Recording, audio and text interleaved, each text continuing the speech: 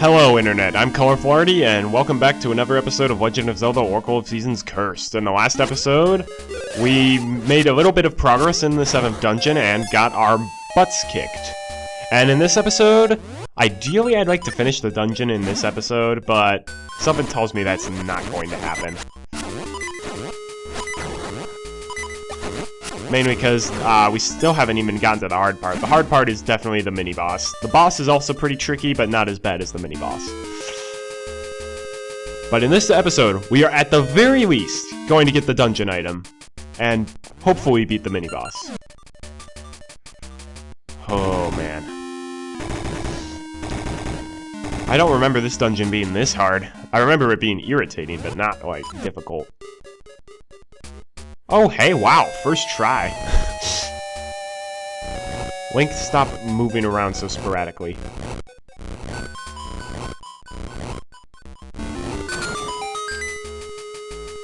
Whoa.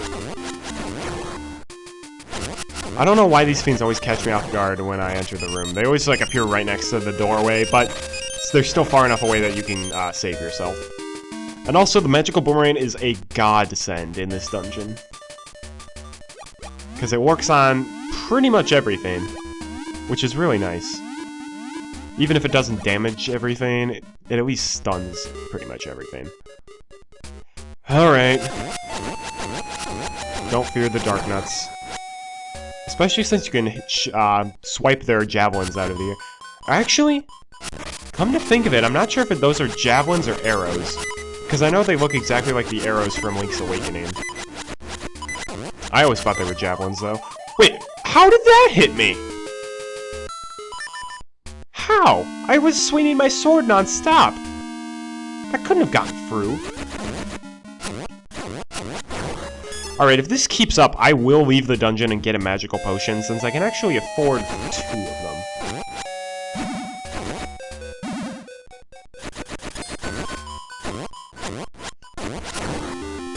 Okay, this dungeon's being really stingy with hearts as well. I don't like it.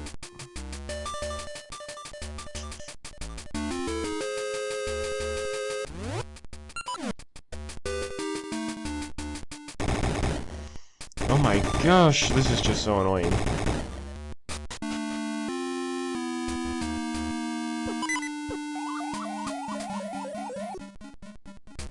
I didn't have the magical boomerang equipped. Alright, I'm not gonna show me walking all the way there, I'm just gonna jump cut to when I actually reach the room I'm supposed to be in. Wait! Turn!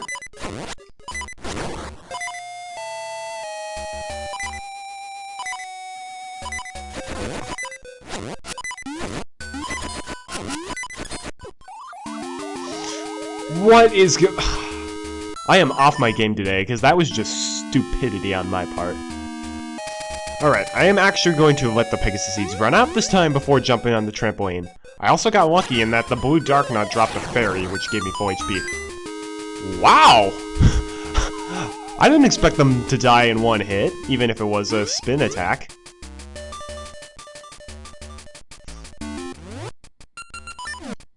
Alright, which means we can finally get the dungeon item, which will make everything so much easier. Because we killed the enemies, this door is open. Oh, this room! It's filled with keys that just make your life miserable.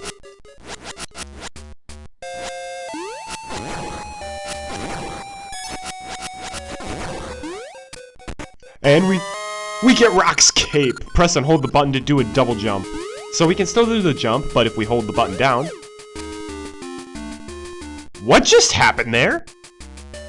I jumped above the platform, but it still pushed me. Oh well. But yeah, so... Rock's Cape. Now that we can jump free squares with a single leap, imagine just how far we can jump if we use Pegasus Seeds. I think we can jump over like 5 pits if you use Pegasus Seeds. And we don't have a key yet, but now that we've got Rock's Cape, we can get one.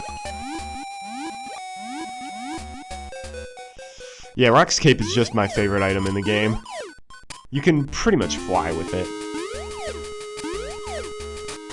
It's also very helpful because you can still do the singular jump for those tiny pits.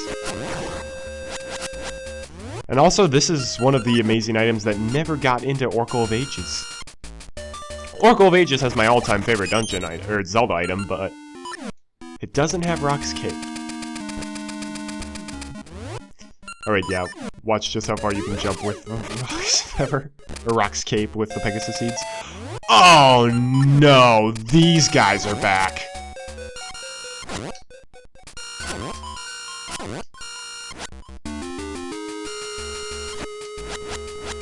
These are my least favorite enemies in the entire game. They appear a lot more in the next dungeon.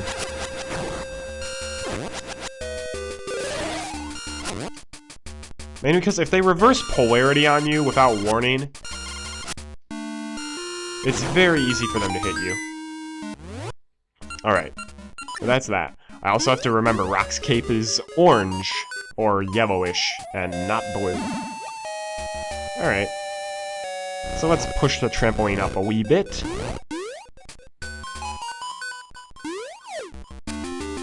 And hey, you guys remember this room?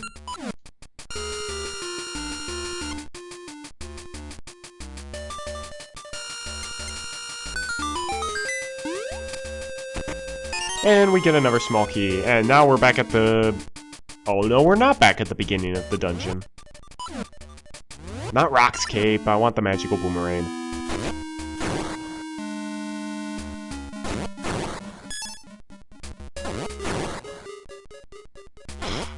It's gonna be the last one I check, isn't it? Yep, probably will be. No! I didn't want to do that! Oh.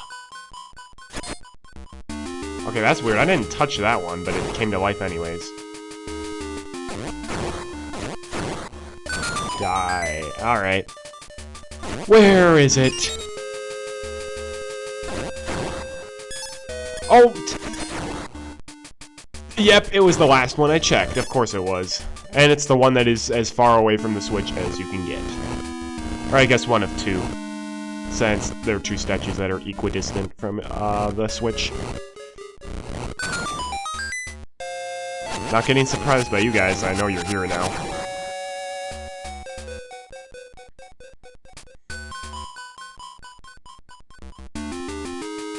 Oh, whoops, wrong room. I don't know where I'm going. This is probably the dungeon that I'm least familiar with, the layout. Along with Ancient Ruins, just because of how freaking gigantic it is. And now the dungeon I am most familiar with is definitely Snake's Remains, since I had to play that, like, I don't even know how many times. Yes, those floors crack. Whoa-ho-ho! I also have to be careful in controlling my Rock's Cape, because you'll notice some of those were only 2 holes, so if I held it down the full length, I would actually pass the platform and just fall off. Oh, and this is right before the mini-boss, the true mini-boss, and shoot, I really should have had a magic potion by this point. Oh, man. The mini-boss is really hard. Yeah, we're gonna want full HP. And you know what? We're actually gonna use scent seeds in this room. Oh, never mind. These are the few enemies that scent seeds don't work on. Also, this is the dungeon we're really going to make the most use of sword beams. Particularly against the boss fight. The boss fight... You need sword beams if you're doing a cursed playthrough.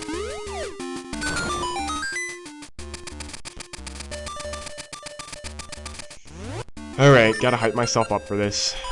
You're gonna want Ember Seeds in your slingshot in one hand, and then your sword in the other. It's the Poe sisters again! We meet again. Will you break our curse, or will we break you? Time will tell. So then, now you have to fight both of them at the same time, and they like to be annoying and blow those torches out. Actually, I guess that's kind of a blessing, because... if they go to the torches to blow them out, you actually can very easily hit them. Oh wow! They're easier than I remembered. That's always refreshing. They also have a lot more health this time.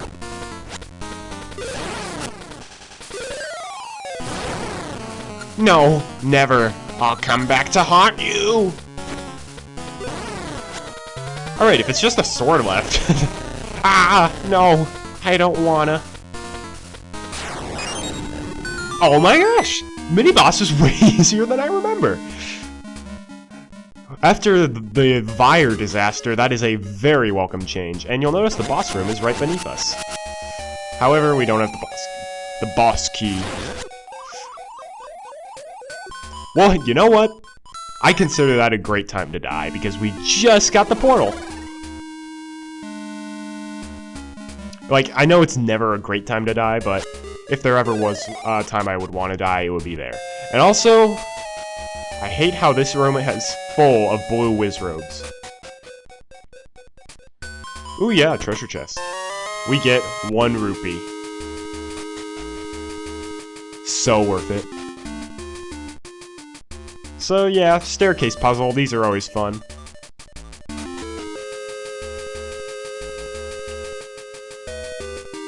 But the good news is, the dungeon's actually already almost over. Alright, if I go up here, alright, yeah. We do have to go through this area.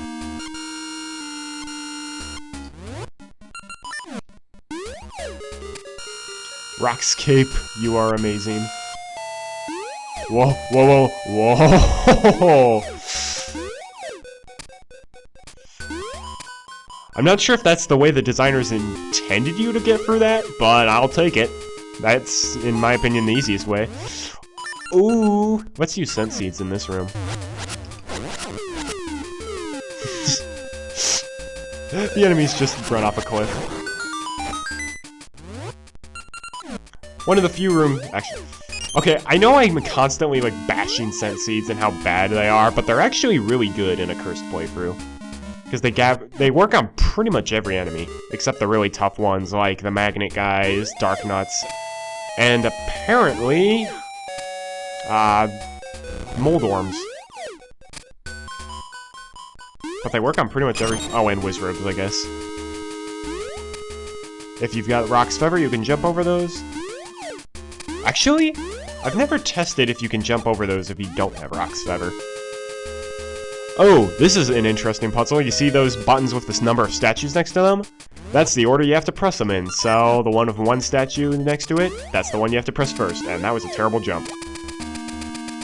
Now we're gonna wait for the Pegasus seeds to run out, because otherwise we'll probably miss the jump. 2 and 3. And that makes this tile appear, which lets us jump over that.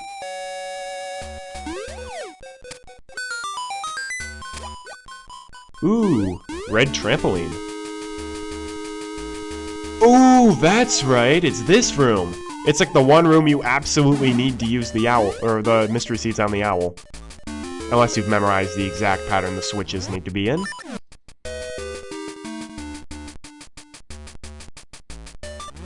Hoo-hoo! Polywater mystery seed! Below me, red. My right, red. Only I shall shine blue. So that's a cryptic clue. Basically, he's saying below him, on his right, there is a red switch. You have to make that one blue and make all the other ones red.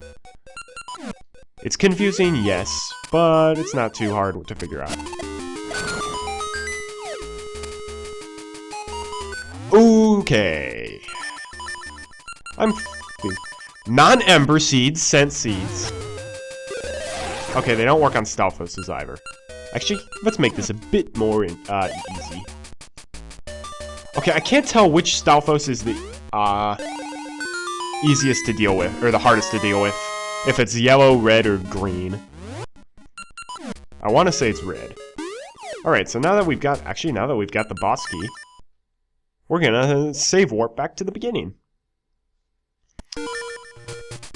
And I'm actually going to try to beat this without magic potion.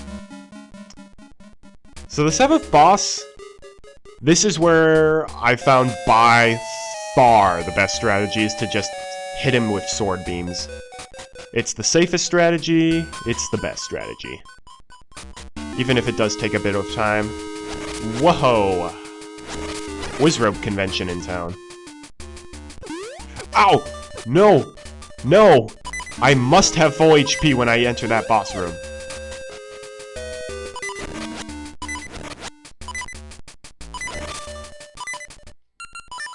I am not entering that boss room with anything less than full HP, because then you can't shoot sword beams.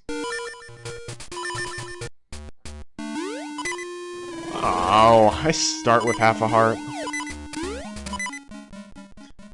Cursed blue Wizrobes. How does that work? I jumped over him! Oh well.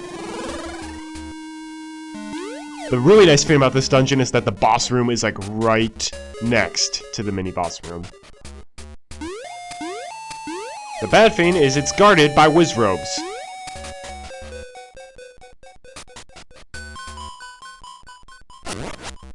Blue Wizrobes are, in my opinion, the hardest enemy to beat in Zelda 1, and might be the hardest enemy to beat in this one game as well.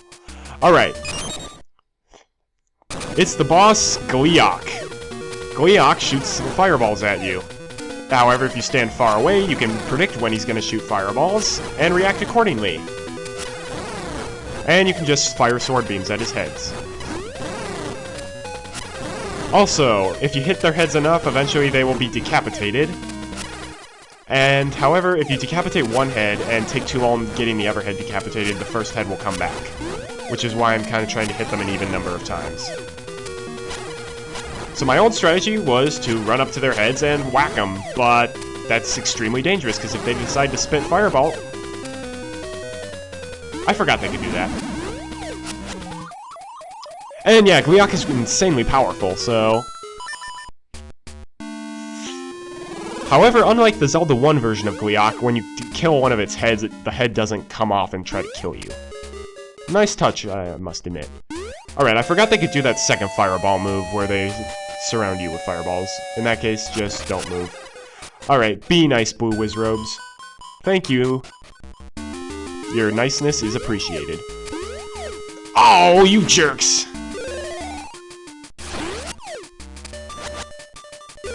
I'm gonna see if this guy drops a heart for me. Oh my gosh, thank you! It's time for Zack and Wheezie! It's time for Zack and Wheezie. Well, Zack and Wheezie are two-headed dragons as well. Also, Gleeok has two forms. Once you kill its heads, its second form appears. You can see how using sword beams is just so much safer.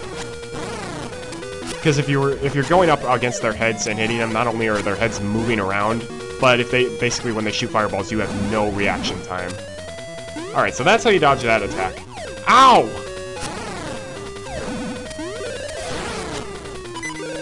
Okay, I've forgotten their moves. Alright, I'm gonna get a magic potion. I'll be back once I get one. Alright, I'm back. Got a magic potion. Hopefully this fight will go a bit better. No, it didn't. I already took a hit. That's bad.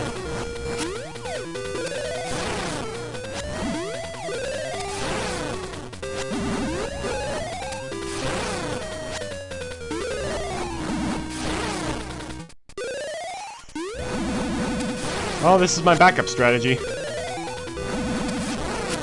Man, they just love doing that fireball move. And that's where the potion comes in handy. I'd be dead now. Man, their heads have a lot more HP than I remember. I know I have the curse ring on, but really. They only die in a few hits on a normal playthrough. Alright, so that's one head down. Gotta kill the other head. Yes! Alright, second form. It's its body that's come to life. Every time it touches the ground, it makes a shockwave that stuns you. It also loves charging at you. It's powerful, but this form is a lot easier. Oh, no, no, no, no, no. No, no, no, no, no.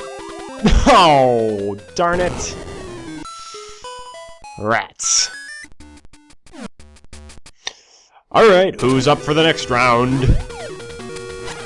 I like this boss fight a lot, because it's a good kind of challenging. It's not challenging like Vire, because he's just completely up to random chance. He's challenging because it actually requires a lot of skill in order to beat him. Or her. Or him and her. I mean, it's a two-headed dragon. It could be like Zack and Wheezie, in that one is male, one is female. Man, I'm stinking! I'm man enough to admit when I'm stinking. Please keep doing that move. That one's easy to dodge. Alright, the game is lagging slightly for this fight. Aw, man! Oh well. I am perfectly content to keep doing this boss fight.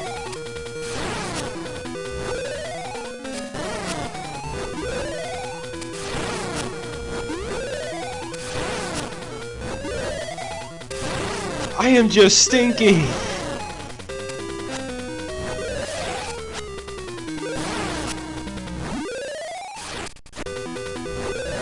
Ow.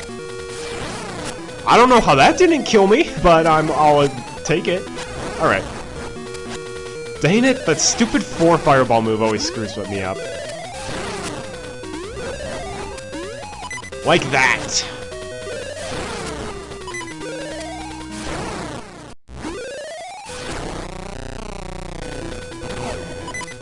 Bring it on.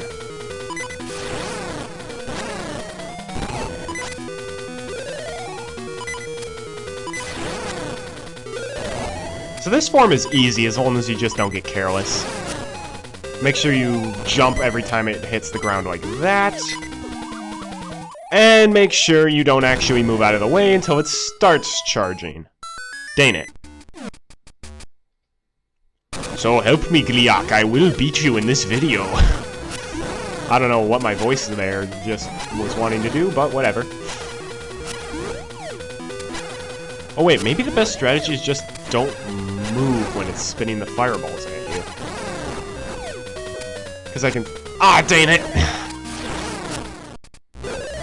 I've also... Alright, well, back to the sword beam strategy.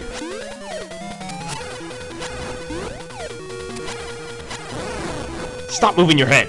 I can't hit you with my sword beams if you move your head.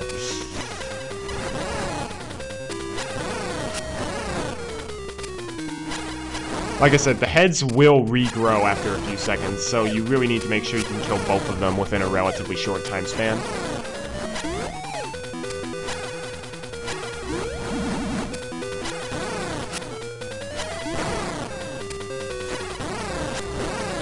Never mind, its head does move around and hit you with fireballs. Oh wait, what? It already came rejoined? And it gets full HP when it rejoins.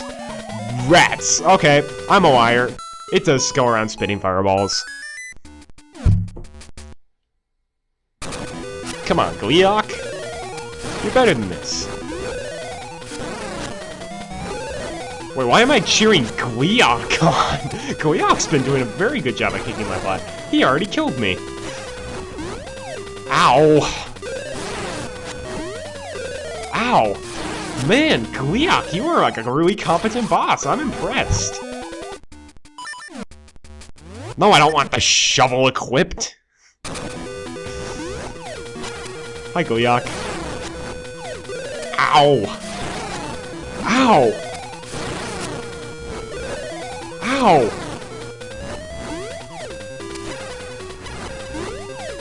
Okay. Ow. Die. Die, you two-headed Gliok.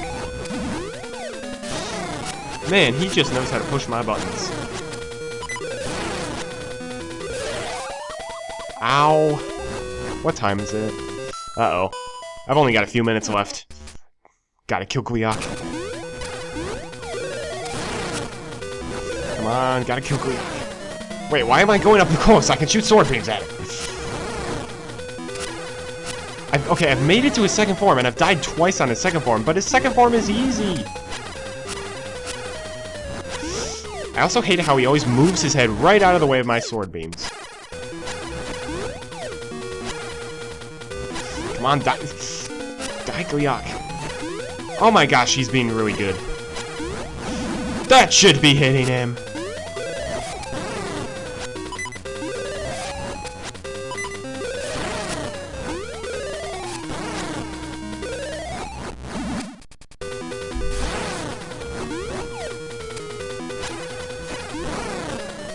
Spin attacks do deal more damage than sword beams do.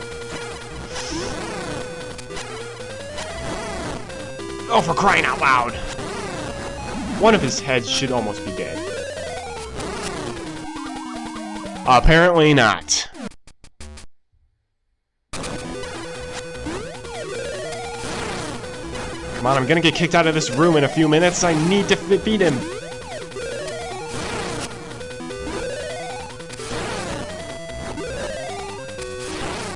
If I fail on this attempt, I have to leave the room because there are people outside waiting to use this room.